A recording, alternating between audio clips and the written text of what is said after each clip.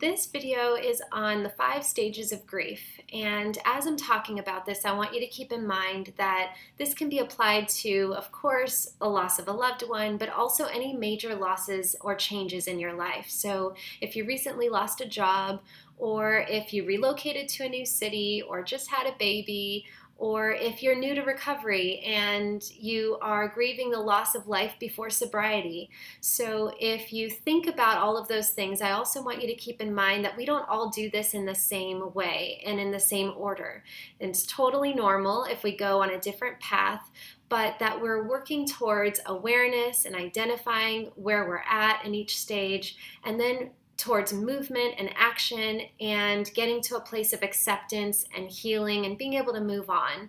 So we're going to pull from the Swiss-American psychiatrist named Elisabeth Kubler-Ross, and she developed the 5 stages of grief, and she laid them out in a lot of her work and her books, one of them being on death and dying.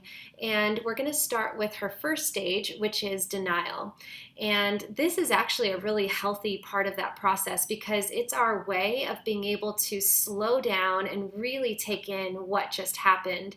And it is this pacing of taking care of our feelings, and sometimes what it looks like is a state of shock or incongruent affect to the circumstance. So what I mean is our feelings will not match what just happened. You can see this maybe if you go to a funeral and the person who just lost their parent isn't crying, or if someone who just lost their job is seemingly completely fine with a polished wall. So that would be the denial stage. Then comes the second stage, which is anger. And anger can sometimes be really obvious with certain people, but other times it is less obvious and more internalized and subtle. And it could be passive aggressive or some slight irritability.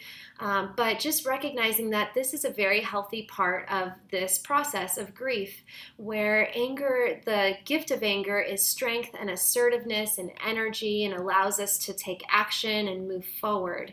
And then the third stage is bargaining, and we will often see this, let's say, before the loss has happened, with the what if I do this, maybe I will not lose this person, or they will not die.